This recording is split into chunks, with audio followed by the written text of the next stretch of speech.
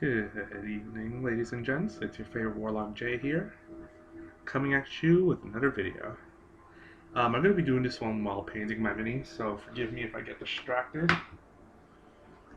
Uh, I do a hack job of painting these, so I thought, I might as well brush up on a couple of them.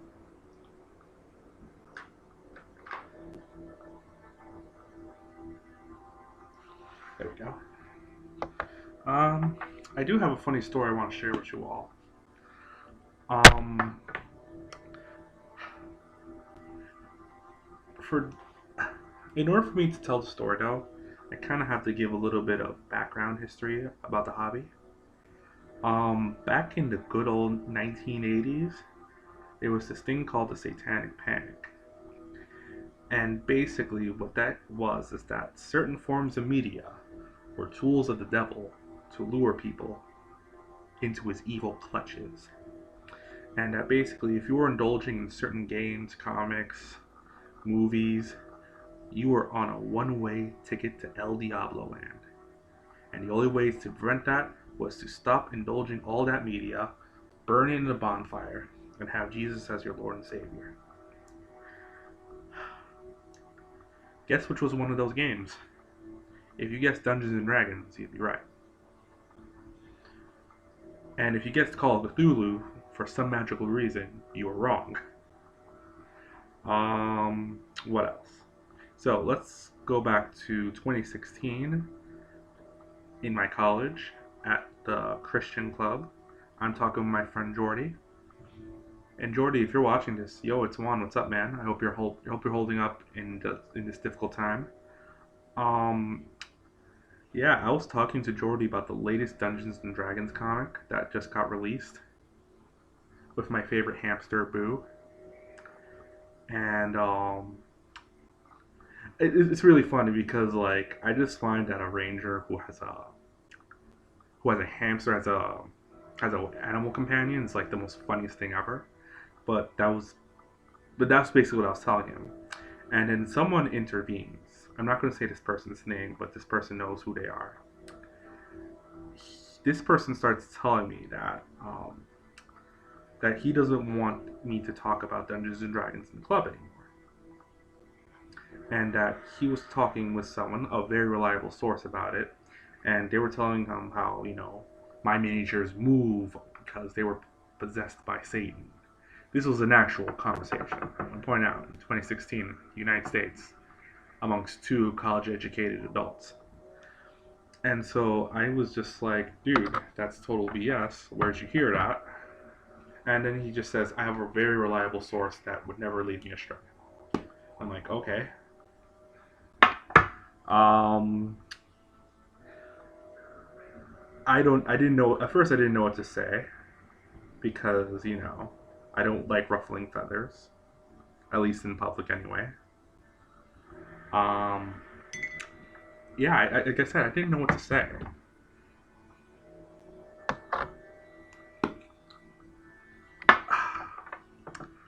And I didn't get a lot of flack for playing D&D because of its satanic thing growing up. I got a lot of flack for playing D&D because it's a nerd game and you're a total fucking nerd one. That I fully accept. But let me tell you something. Person who said that. I don't know what source told you that my miniatures move, whatever. In fact, let's have some fun, shall we? Boom. This here is a tiefling miniature. A badly painted one. I really had to repaint this one. I'm going to place it right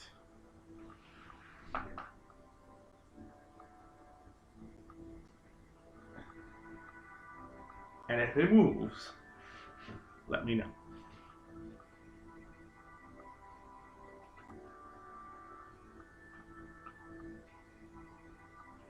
Should be fine.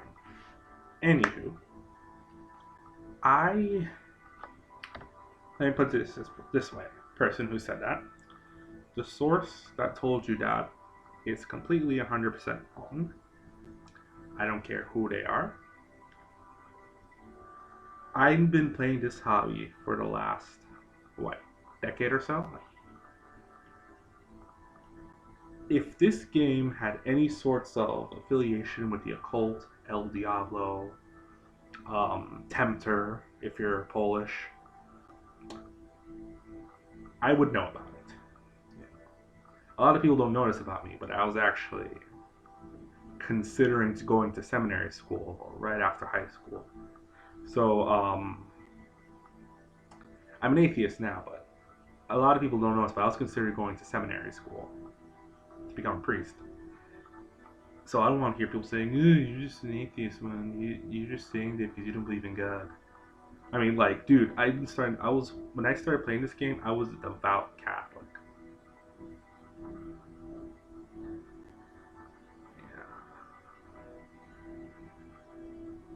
I think I've gotten a lot better at painting right now. But yeah, luckily my parents never really ascribed to that nonsense. My dad thinks it's kind of cool because he grew up playing with miniatures growing up, and kind of just reminds him of him growing up, in Dominican Republic. What I've been told, he got bullied a lot for it, which kind of sucks because you shouldn't be bullying something for like what you like, and it's really good for you. I want let me just say that this hobby, there's so many health benefits to this hobby, both mentally and emotionally. Like, I might link some studies in the doobly doo below, talking about it, because I really believe that this game is actually good for you, and that this is in no way, shape, or form a gateway to the occult or anything or any nonsense like that.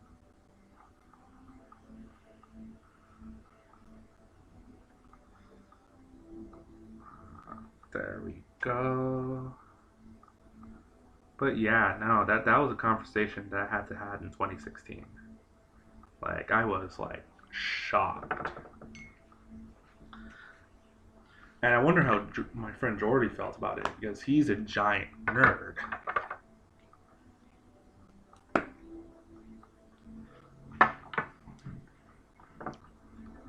Like, Jordy's like the biggest anime weeb I've ever seen in my life, and that's saying something coming from me because I consider myself a huge giant anime nerd.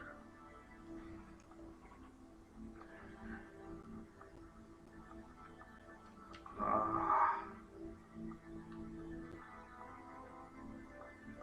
but yeah,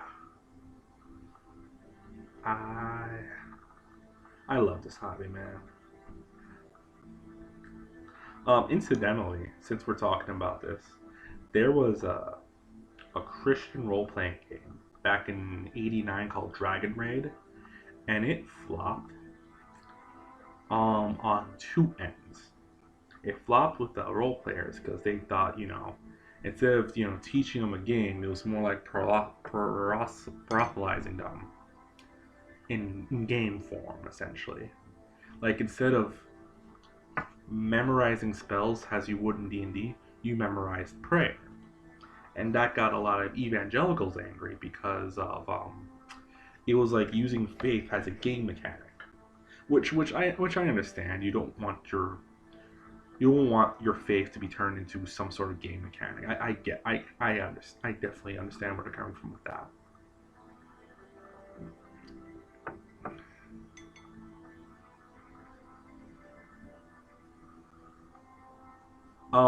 For those of you wondering what I'm listening to, be right back.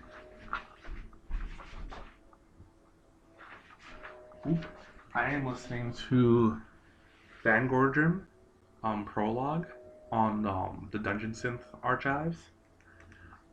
Again, highly recommend that channel if you like D&D style synth music. Have you moved? Thought so. Yeah. But yeah, I had to have that conversation with him, and I want to point out the other person in the room there besides Jordy. Well, I forgot who it was, but they were essentially like agreeing with this person. And later, after that person left the room, and I literally had to sit both of them down and watch a video on Dungeons and Dragons, and that person was just like, "Oh wow, that was I was completely off the mark. I had paint on my nose." Anywho, hold on.